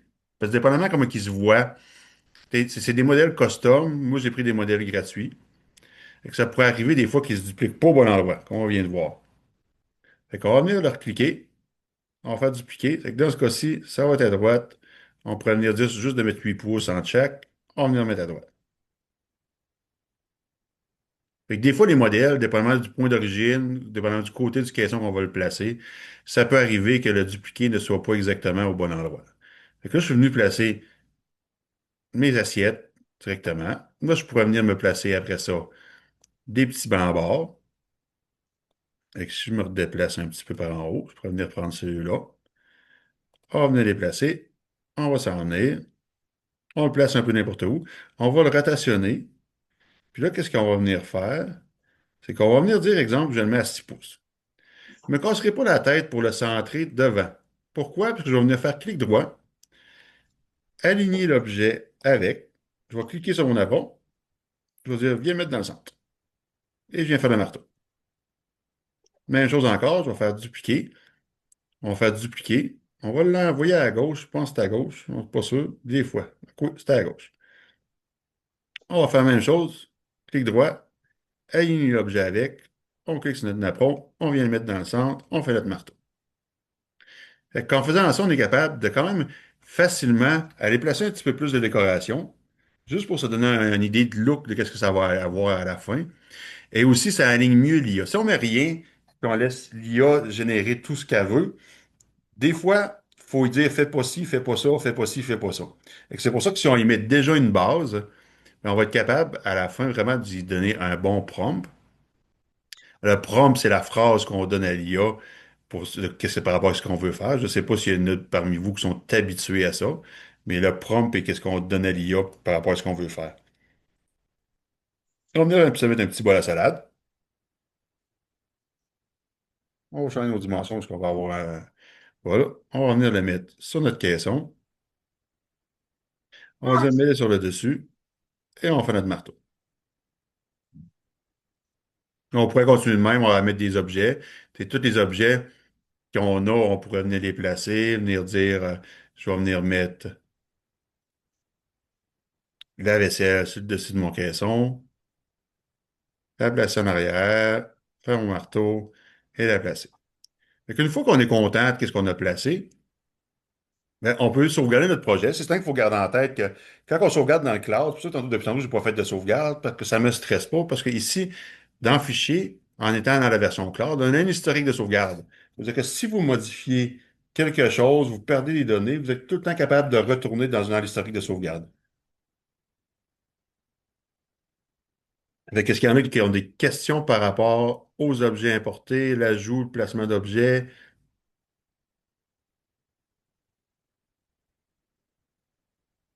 Prendre en considération que non. Fait que là, on serait rendu à Oui, la moi j'ai partie. une question. Oui, Faire un dosseret de céramique. ouais, le dosseret de céramique, c'est le même principe un peu que les comptoirs. Si je m'en viens ici, on va faire clic droit, on va aller dans Modifier. Ici, on a le bouton dosseret. Fait que si tu le sélectionnes, on peut venir cliquer sur le modèle de céramique. On tombe dans toutes les textures encore là qui sont disponibles. Fait qu'il y en a des par défaut. C'est qu'on pourrait s'en venir dire, je vais venir prendre cette céramique-là. Puis on pourrait, après ça, venir faire notre marteau. On peut lui donner la hauteur qu'on veut l'étirer. C'est que tu n'es pas obligé de le faire sur toutes les caissons. Fait que tu pourrais venir dire, exemple, j'ai un dosseret, je sais pas moi, on pourrait dire 54. Puis à gauche, je sais pas quelle distance de mur j'avais là, mais on pourrait l'étirer jusqu'au point à gauche. Euh, 27, 36. On va l'étirer une valeur fictive. Puis on pourrait faire 96. Fait qu'en venant faire OK, et on fait notre marteau, automatiquement, là, ouais, automatiquement, notre dosseret s'est étiré. Il a arrêté à 96 parce que je ne savais pas exactement ma mesure. Fait que je pourrais venir sélectionner mon caisson. J'ai 165 et 7/8 de ce bord-là. Ça veut dire que si j'ai 90, 96 moins 36, ça vient faire 60. Puis 165 et 7/8, ben, si je m'en viens dans Modifier, je m'en viens dans mon dosseret. À gauche, je mettrais 165,875. Enter. Puis en haut, je viendrai dire que j'ai 60 d'étirage si je veux le mettre jusqu'au plafond. Et je viens cliquer dessus. Et automatiquement, on a vu que la fenêtre s'est reconstruite parce qu'on l'étire comme si c'était un panneau. C'est que la fenêtre, elle vient comme créer un trou dans son panneau de dosseret. Fait que pas obligé d'y aller un par un pour les étirer jusqu'en haut. Vous prenez celui-là au bout puis vous l'étirez jusqu'où ce que vous voulez. Parfait, merci. Fait que là, on serait rendu à faire un petit rendu PDF. Fait qu'on va pouvoir voir le nouvel éditeur de PDF. Fait que la prochaine étape, qu'est-ce qu'on va faire? Puis aussi, vous voyez ici en bas, il y a la partie estimation. La partie estimation n'est pas disponible dans le premier plan qu'on va vous parler, que je vais vous parler des forfaits tantôt, parce que c'est vraiment le premier plan, sauvegarde cloud, les importations d'objets, tout ce qui est le rendu AI. L'estimation va être dans l'autre plan par la suite. Peut-être qu'un jour, il va tomber dans le même plan, mais pour l'instant, ça ne sera pas dans ce plan. C'est des choses qui ne sont pas dans les versions gratuites, mais tout ce qu'on vient de voir en ce moment, C'est tout dans les versions gratuites. Les importations d'objets, non, mais l'ajout d'objets existants, oui. Fait que là, qu'est-ce qu'on viendrait faire? On va venir cliquer ici. De votre côté, dans la version gratuite, c'est sur Fichier que vous cliquez et Sauvegarde PDF. Dans la version cloud, ici, c'est Sauvegarder vers Blink.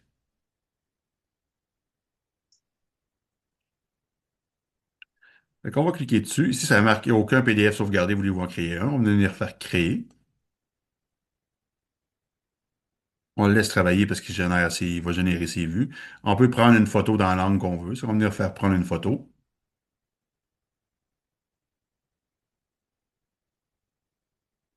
On va laisser générer son rendu HD parce que là, on est dit tantôt, on est en partage Zoom, ça c'est un petit peu plus compliqué d'être capable de générer parce que ça prend beaucoup de puissance Internet.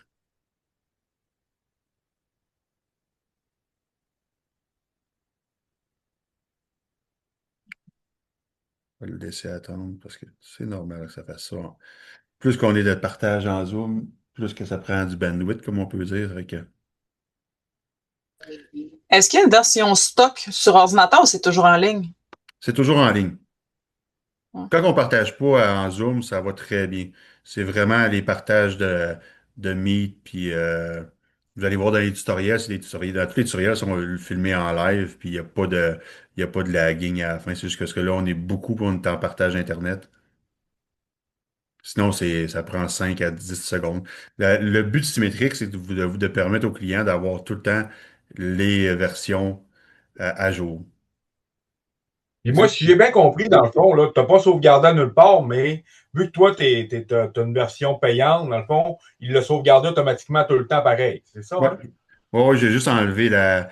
Là, en ce moment, que ça sauvegarde tout le temps dans la cloud. C'est que là, j'ai juste enlevé mon partage le temps qui génère les images.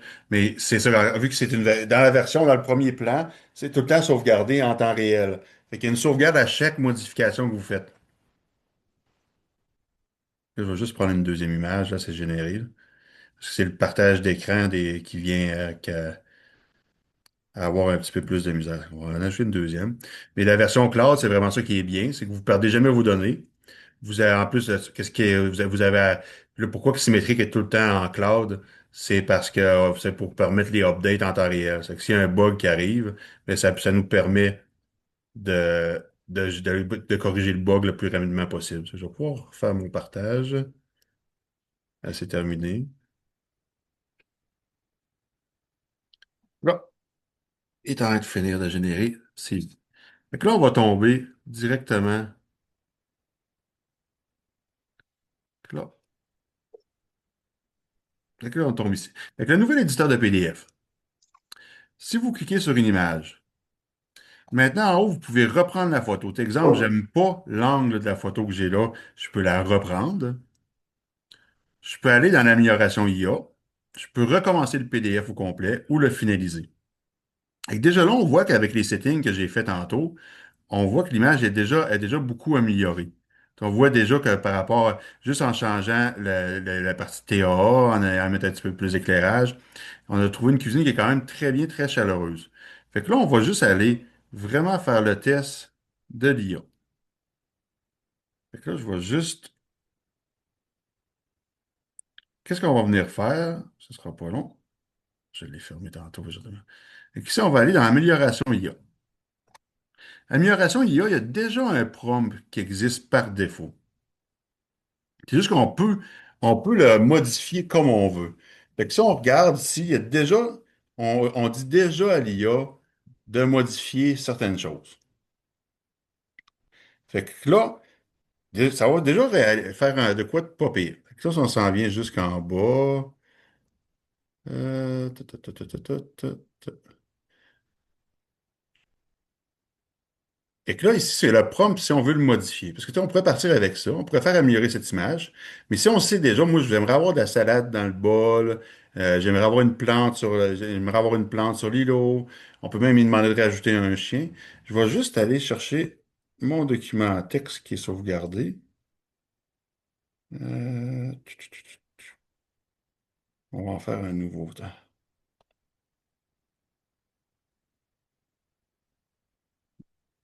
Ce sera pas long. Donne-moi une petite seconde, je vais vais aller créer un nouveau document. Je vais aller chercher mon document. Je vais juste stopper le partage le temps que je fouille dans mon dossier pour le trouver, parce qu'il était sauvegardé. Ah, il est là, prompt IA.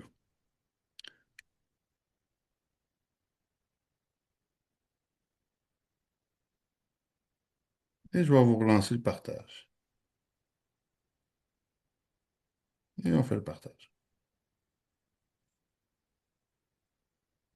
Fait que maintenant, vous voyez, fait que j'ai pris le prompt existant qui était jusqu'ici. Fait que souvent, moi, qu'est-ce que je fais dans ce cas-ci? C'est que je vais juste couper ça.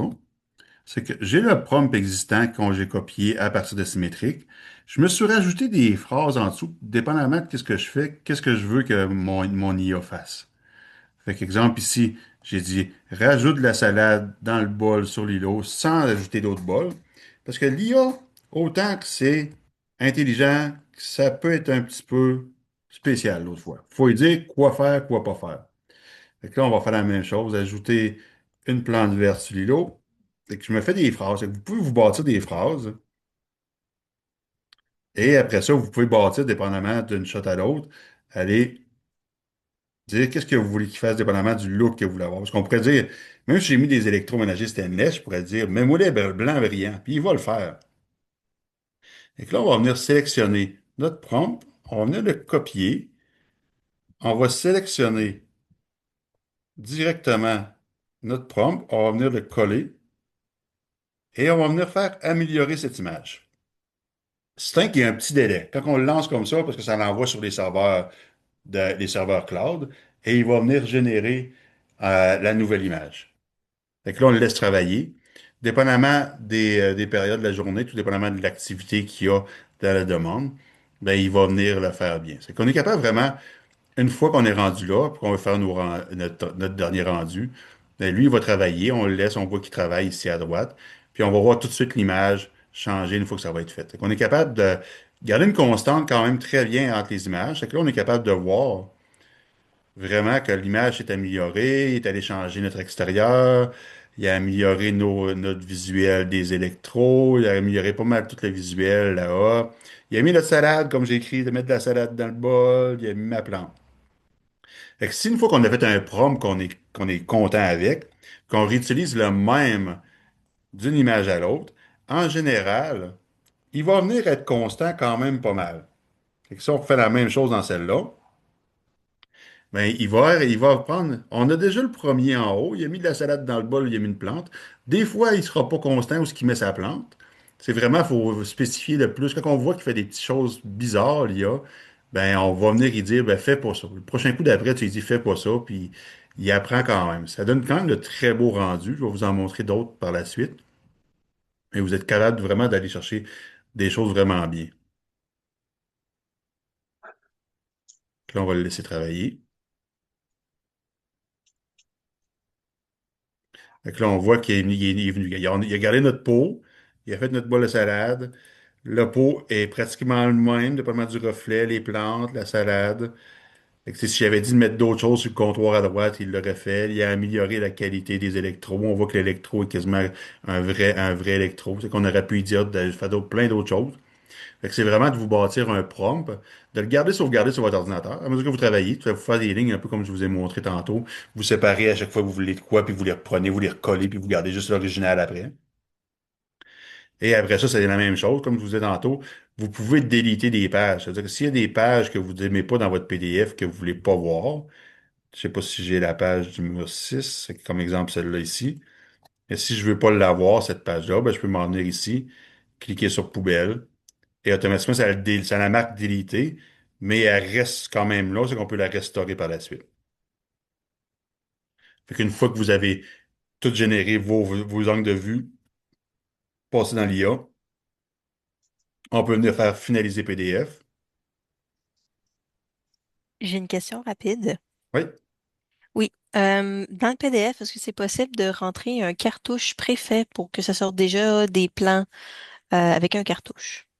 En ce moment, dans la version gratuite, non. Dans le premier plan de la version payante, non plus. Ça, on travaille là-dessus pour que, dépendamment que les compagnies aient des cartouches différentes. Mais c'est vrai que c'est de quoi qu'on a dans notre roadmap, comme on appelle, mais que c'est pas qu'on n'est pas encore rendu là. On a beaucoup de choses à finir pour l'instant. Mais il y a possibilité dans la version quand vous commencez à payer, vous allez avoir votre logo. Quand vous allez avoir votre logo en bas, vous pouvez rentrer les informations clients, mais vous n'avez pas exemple, une cartouche pour la vue en plan, une cartouche pour la vue en élévation. C'est pas disponible encore. D'accord, merci.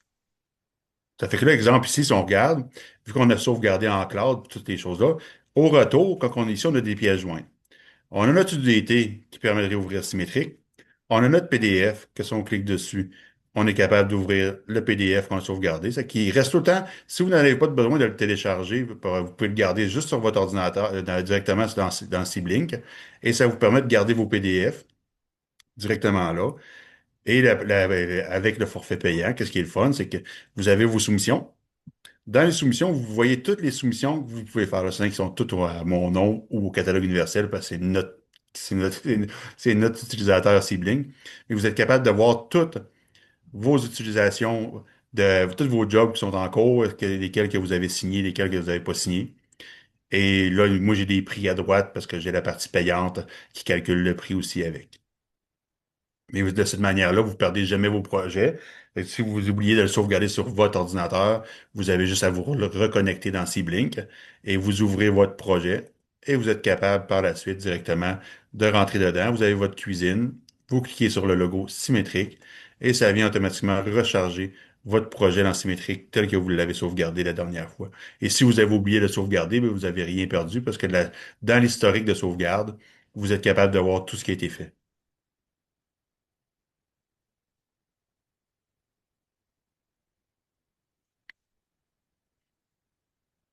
Fait que là, il télécharge. D'accord, il va aller réouvrir directement la dernière sauvegarde qu'on a fait. Fait que vous n'avez plus besoin de vous soucier de cette manière-là. Est-ce que j'ai sauvegardé mon UDT? Je l'ai mis où? J'ai-tu supprimé par erreur? J'ai-tu gardé la dernière copie? Puis automatiquement, là, il va aller le reconstruire. C'est vrai qu'au départ, quand il le reconstruit, ça peut arriver, comme vous avez vu, que les portes n'étaient pas les bonnes. Mais à mesure qu'il avance, vous allez voir sur le bâti, puis il va tout reconstruire le plan, comme si vous ouvriez votre UDT de la manière normale à partir de votre ordinateur. Fait que pendant qu'il travaille, vous le laissez travailler. Puis après la suite, une fois qu'il va être terminé, bien, vous allez pouvoir travailler dedans.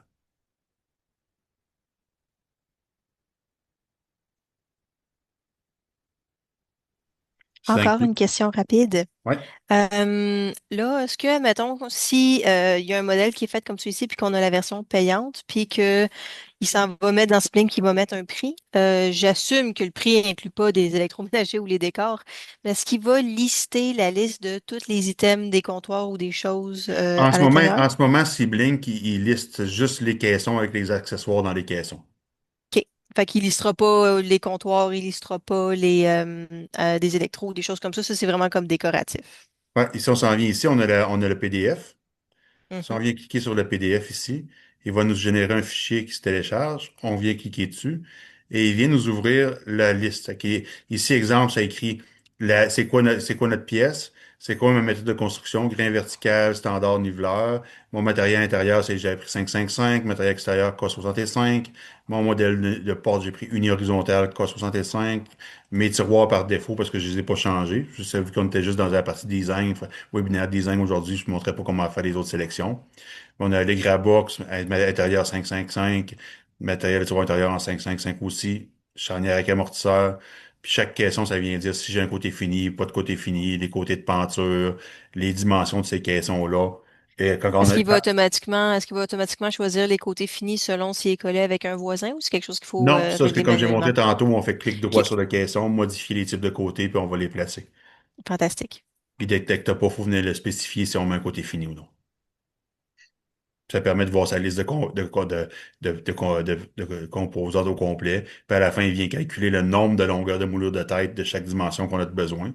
Et que ça vient te donner la quantité de moulure de tête pour chaque dimension qu'on a de besoin, la quantité de coups de pied que tu as de besoin. Puis les valeurs qui ont été ajoutées, ils se calculent, ils viennent se lister à la fin avec les bonnes dimensions aussi.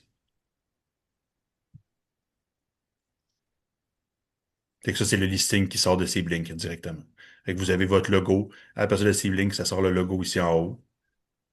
Puis vous avez toutes vos informations avec votre adresse. Puis si ça, c'est le client avec l'information du client. Vous avez vos informations de vous en haut et les informations clients en haut de la liste. C'est pas un contrat, c'est vraiment juste un listing de caissons avec un prix.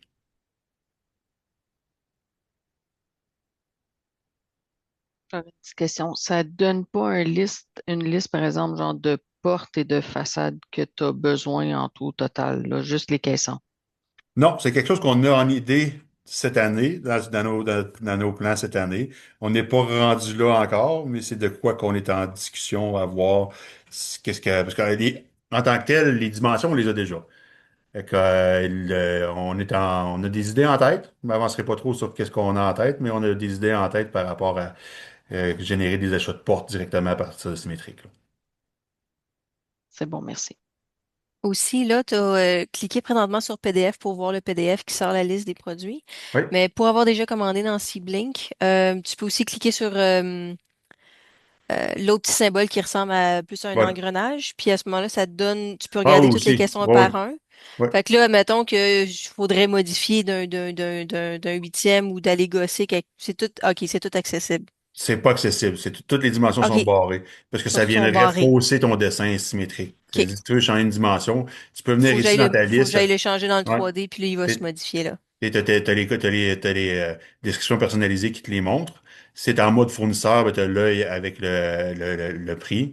Les dimensions, si tu veux les changer. Tout ce qui est ici, c'est locké. Tu peux pas modifier ta recette. Fait que même si tu viens OK, sélectionner ta recette en haut, ça va t'afficher ta recette, mais tu peux pas la modifier ici parce qu'on ne voulait pas en venir là parce que il faudrait faire régénérer pareil le design UDT à chaque fois. C'est pour ça que c'est OK, verrouillé par là.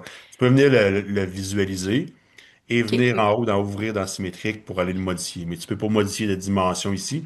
Tu pourrais rajouter un objet. Exemple, tu arrives ici puis si vous vendez des éviers ou des électros, ben, tu pourrais t'en venir et dire ajouter des produits. Tu peux quand même ajouter un produit. Il apparaîtra pas dans Symétrique. OK.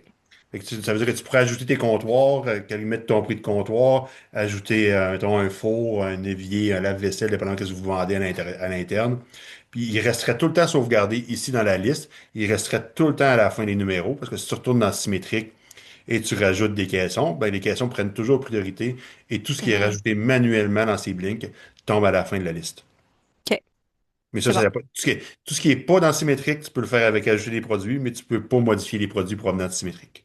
OK. Fait qu'à ce moment-là, si j'aurais besoin de modifier la recette ou j'aurais besoin de modifier quoi que ce soit, je le ferai directement dans Symétrique pour qu'il s'update dans Syblink Ouais, pour exactement. réadapter mon prix, Ouais. etc. Puis D'accord. ceux qui ont le côté manufacturier aussi de symétrique, ben, vu que ça se transfère, par exemple, dans Microvellum, dans Cabinet Vision, ben, c'est que ça évite l'erreur. C'est que tu le dessines, tu le modifies dans symétrique, tu refais tes rendus, tout est clean, ça ramène ça dans Seablink, ça génère tes fichiers que tu peux importer soit dans Cabinet Vision ou dans Microvellum pour le mettre en production.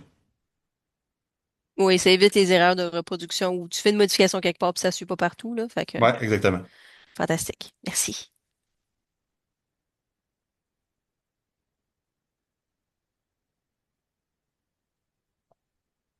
Au niveau des prix, là, par rapport à tes soumissions, dans le fond, que tu sors, là, les prix, t'es as pris où, dans le fond? C'est une moyenne des distributeurs? C'est. Non, c'est qu'on a créé qu'est-ce qu'on appelle, c'est le CPQ. C'est un catalogue configurable qu'on a rentré je pense qu'on a 8 ou 900 types de couleurs, de matériel de couleurs. On l'update environ une fois par année. C'est des coûts. Exemple, la mélamine est calculée au coût au pied carré avec la perte. On calcule le edge au pied linéaire. On calcule le coût des pentures, le coût des kits de tiroirs, dépendamment si c'est un petit, un moyen, un gros. Dépendamment de la hauteur des tiroirs, on vient calculer le coût du kit. Les poignées, c'est la même chose si tu mets une allocation de poignées. On calcule un taux horaire, un shop rate qu'on appelle, un taux horaire usine, qui est calculé sur l'amortissement de la bâtisse, de toute la machinerie électricité, qui est une moyenne qu'on voit passer au travers des entreprises. Après, chaque caisson a un temps de minutes de fabrication. Quand on parle d'un temps de minutes de fabrication, c'est qu'en moyenne, qu'est-ce qu'on a vu avec nos autres clients, c'est que le caisson qui passe d'un bout à l'autre de l'usine, autant de la découpe jusqu'à à l'emballage, ben, ça prend tant de temps en moyenne. Ça veut dire que il y a des caissons que ça prend 30 minutes, d'autres 45, d'autres 60. Ça veut dire que chaque caisson se calcule en cost plus qu'on appelle, c'est qu'on calcule tous les coûts et à la fin, il y a une majoration de mis dessus. Fait que ça, c'est le format par défaut. Puis le catalogue, ça, c'est la partie qui est de base. Puis les clients qui embarquent pour avoir leur propre gros catalogue tout configuré avec leur transfert machine, ben eux, ils travaillent. Des fois, ils vont ajouter d'autres variables, ils vont ajouter des coups d'usure de couteau, ça CNC, des ci, des ça. Mais c'est toutes des variables qui sont modifiables dépendamment du niveau de forfait que tu prends dans le catalogue. Moi, j'ai Moi, une question. OK. Vas-y en premier. En fait, moi, je fais affaire avec un ébéniste qui est dans Siblink, en fait, Ah, avec Synapse, puis tout ça. on a la Fait que même là, si, question. c'est ça. Fait que mettons que je voudrais avoir une soumission de mon fournisseur, je peux-tu, mettons, sélectionner Artisanex pour pas le nommer, puis que j'ai directement une soumission de lui? Ben, Artisanex, c'est que lui, en ce moment, il n'est pas symétrique. Tu pourrais avoir une soumission en format liste directement. Mais lui, il va falloir qu'il t'accepte. OK. C'est-à-dire que si ton fournisseur est déjà sur Seablink puis il a son catalogue, parce qu'Artisanex, ils ont le CPQ, leur format liste, s'il Mhm. t'accepte en partenariat, puis il accepte que que toi-même créer ta soumission, puis rentrer tes caissons, disons un côté droit Oui, oui, fini, ta je suis dimension, déjà là. Je fait suis que tu déjà là. pourrais, c'est juste que tu peux, si dépendamment si les codes matchent en ce moment, c'est vraiment lui et son propre catalogue, puis c'est pas le catalogue symétrique. S'il avait son symétrique à OK. lui, tu pourrais dessiner avec son symétrique, puis il avait presque il recevrait directement la demande de prix. Moi, OK, dans mon cas, merci. c'est CDH Distribution puis Atelier Essence qui je commande avec eux avec Sibling directement, mais ils n'ont Ouais. pas autant de choix de matériel que nécessairement que si je m'en vais dans Symétrique directement. Est-ce que c'est possible d'aller sélectionner leur collection et ensuite de travailler directement dessus? Ben, ils sont en train de travailler. James n'est pas là. Il aurait pu répondre. Il s'est inscrit. Et lui qui s'occupe de leur symétrique, justement. OK. Ben, une fois qu'ils vont l'avoir terminé, tu vas pouvoir directement aller les ajouter comme fournisseur, aller faire ton dessin, avoir ton prix, et de leur côté, les autres vont pouvoir mettre ça en production. OK. Fantastique. Parce que C'est bon à c'est eux qui m'ont savoir parce inscrit, que. c'est eux qui m'ont inscrit pour le webinaire. Fait que là, je suis comme, OK, OK, j'assume OK. que. Mais c'est parce que James était supposé d'être là. Je sais il s'est inscrit, mais il a dû avoir un imprévu. C'est lui qui s'occupe de finaliser Symétrique. Là. Ça s'en vient. Je sais qu'ils ont commencé à faire des tests, puis ça s'en vient. Fantastique.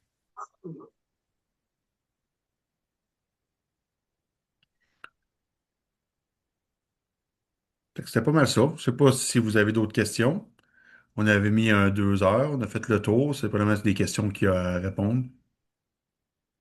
Commentaires, questions, ça a bien été? Vous trouvez ça intéressant?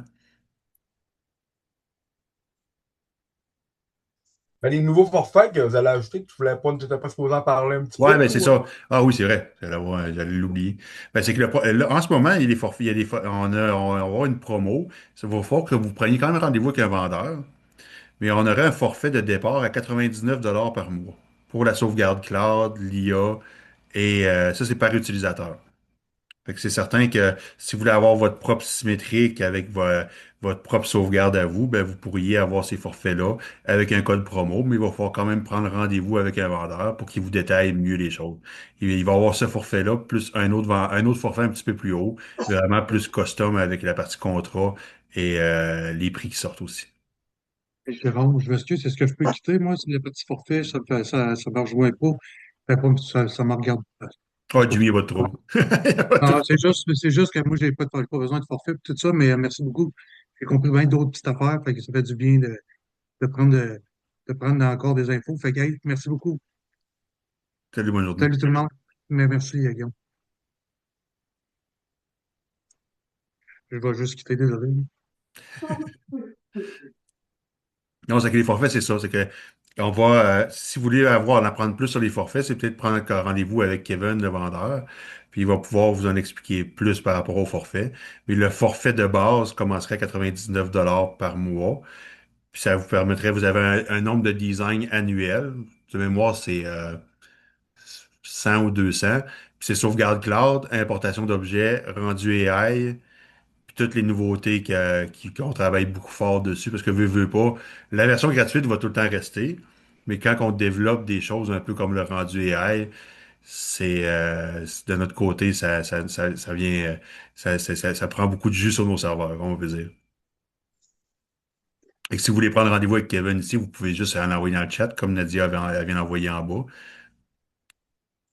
Ou sinon, on peut toujours vous envoyer les adresses à Kevin par la suite ou d'aller directement sur le site web de Symétrique pour faire une demande, soit d'aide 911 pour en disant que c'est pour une rencontre par rapport au forfait.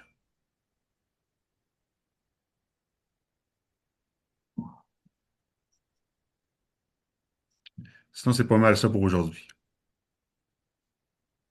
Moi, j'ai une question. Oui. Est-ce que c'est possible d'avoir la formation, parce que tu as dit tantôt que tu l'enregistrais?